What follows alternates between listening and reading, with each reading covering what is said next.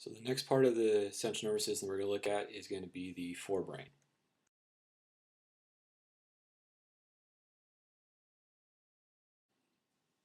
So the forebrain is what we consider to be the traditional quote-unquote brain. This is where we see the major lobes within the cerebral cortex. This is the area that's going to be responsible for integration of sensory information for cognition and emotional response. This is also the area where we're going to have the initiation of a physical response to any type of sensory input.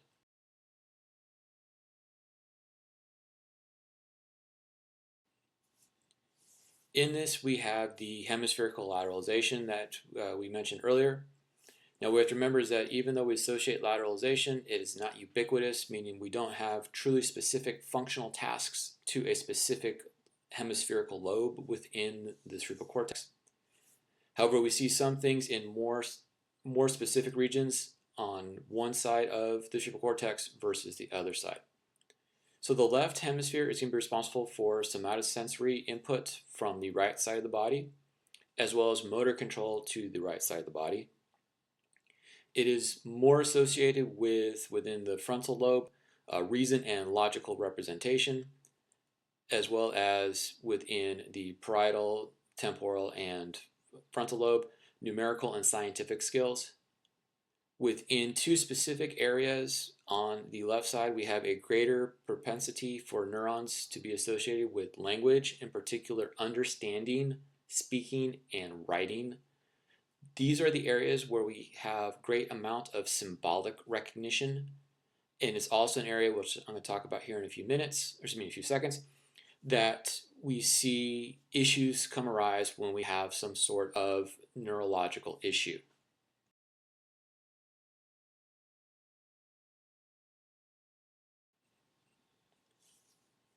On the right side, we end up having sensory input from the left side of the body.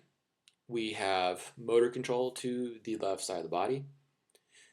Once again, we have a higher propensity for neural activity for things associated with music and artistic awareness.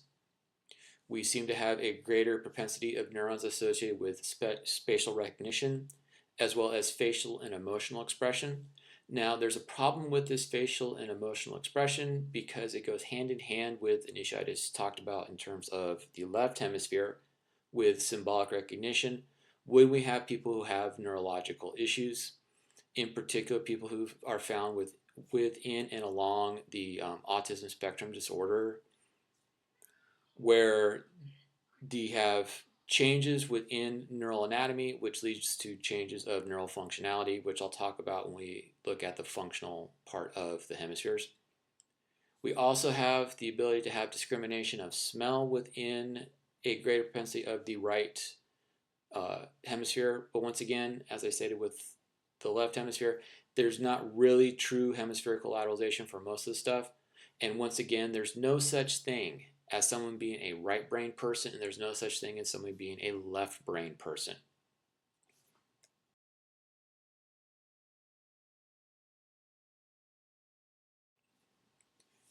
So if you look at the breakup of the functional anatomy of the cerebral cortex, it's very hard to identify specific areas. What we usually use is we'll use the overlying bones of the cranium to indicate where specific lobes start and stop.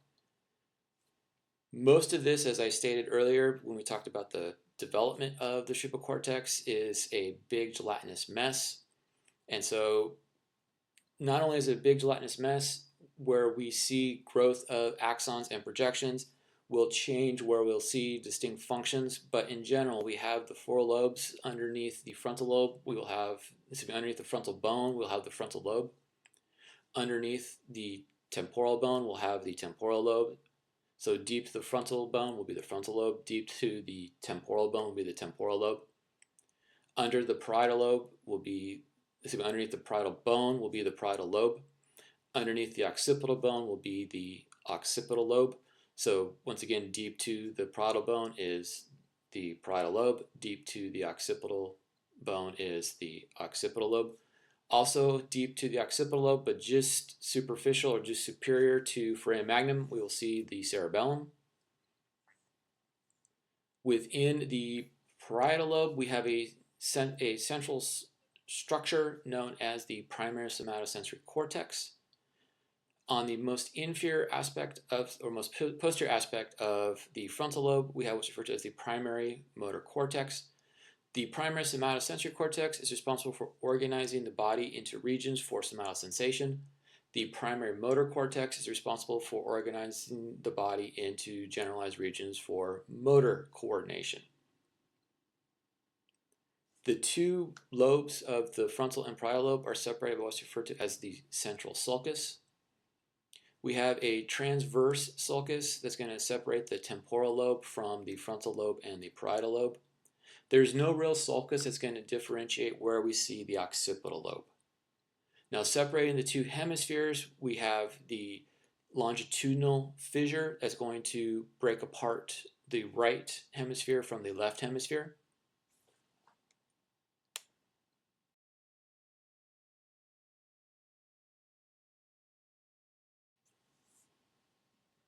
Now, if we take those generalized regions and then we say, okay, what about the functionality of the cerebral cortex? So what we end up doing is we actually really look at the cerebral cortex based off of a functional unit more than a hard anatomical unit. It's not like the bones, it's not like the muscles where we can say this is where this will specifically be, this is where this will specifically be. There are generalized regions within each of the lobes which will be responsible for generalized things. So somatosensation associated areas are going to be in the posterior primary somatosensory region within the parietal lobe. We have the visual associated areas, which are going to be within the occipital lobe. We have the auditory associated areas, which will be within the temporal lobe. We have two areas which are responsible for our ability to understand language and then produce language. In order to understand language, we have Wernicke's area. In order to produce language, we have Broca's area. Wernicke's area is going to be right where the left temporal and left parietal lobes are going to meet up. But there is another area on the right side that's going to have a little bit more functionality with Wernicke's area as well, in terms of the ability to understand language as well as make language. On the prefrontal cortex, we have an area that is to the most anterior of the frontal lobe. This is the last of the cortical structures to reach full maturation, and it usually reaches full maturation somewhere in the mid-20s for most individuals.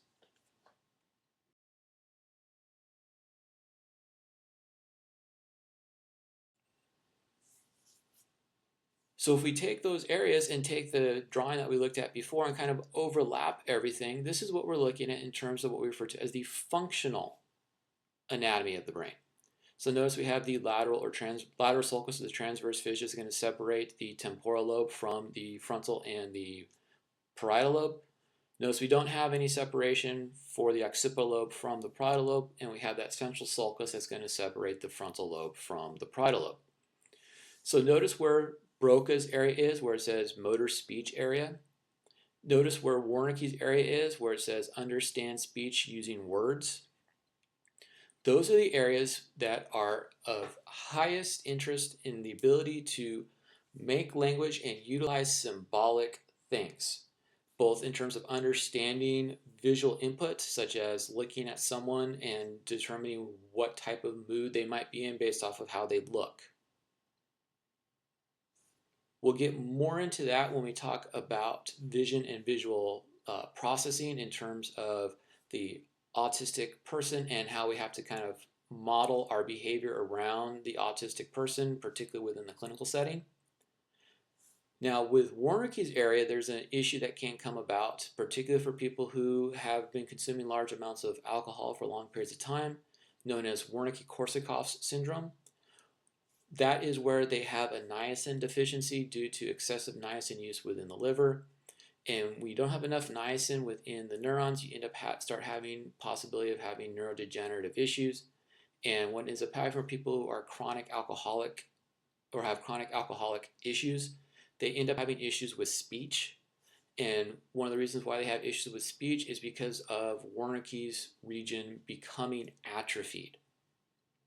Broca's area is an interesting area because Broca's area is going to communicate with the frontal eye field as well as with the areas associated with planning and problem solving, back to the areas within Wernicke's area that's going to be associated with being able to make words, and then within the temporal lobe in terms of understanding what sound waves are being perceived.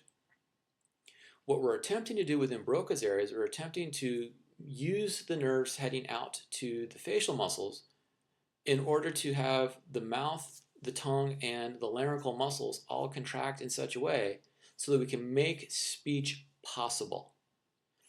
What Broca's area is doing is it's sending out those motor signals based off of what the input signals from Wernicke areas happens to be, so that we have a smooth pathway set out so that speech can take place.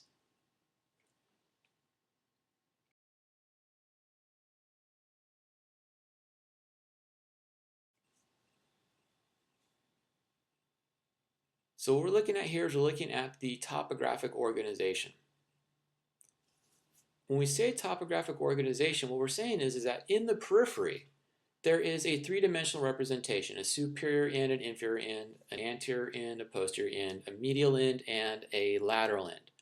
And the neurons coming away from that will intercept with the midbrain structures within the geniculate and the tectal plates, as well as within the limbic system and the thalamic nuclei. And they'll keep that orientation as they project out into the primary cortices. Now, at the same time, coming back from the primary cortices out through the pathway, we're going to have the exact same topographic organization. So what this means is that what I see and what I feel in one spot, say if I trace my finger across my hand, I'm perceiving that within my parietal lobe based off of the same general distribution of neurons in what you can think of if you ever look at some of the old movies where the phone operators are plugging and playing people together as they try to make phone conversations. What the neurons are doing is that they're doing the exact same thing that the operators are doing in those old movies, where they're connecting people together in such a way that we have the correct organization so that we don't get misfiring along the neurons.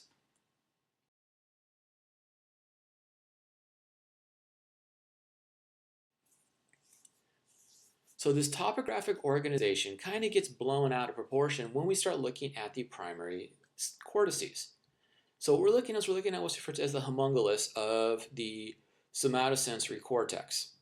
So if you notice, there are some areas within the somatosensory cortex that have a large distribution of topographic organization, whereas there's other areas that have smaller distributions of topographic organization. What the distribution is telling us is it's telling us how sensitive those areas are, which means that there are more neurons coming away from those areas, projecting into those areas, so that we have a greater sense of information, particularly somatosensory information, coming from those regions. Can you think of reasons why we might want to have more sense information coming, say, from the hand and from the face than we would want information coming, say, from the elbow or the shoulder?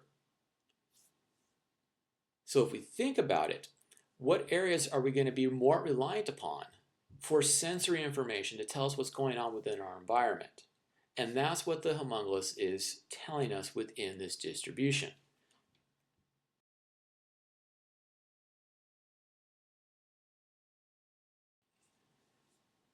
A very similar distribution is seen in terms of topographic organization out to the motor cortices if we look at that same homunculus, but now within the primary motor cortex. So in the motor cortex, if you notice, we have a whole bunch of area that is distinguished for areas where we're going to vocalize, or areas where we're going to have to move our face around to, say, masticate, or to swallow, or to move our digits around. Areas where we have great amount of dexterity, where we have very small motor units in order to do the motions that we need, where we have fine motor control, are going to have a larger area in the primary motor cortex than areas where we're going to do a lot more of the gross motor control.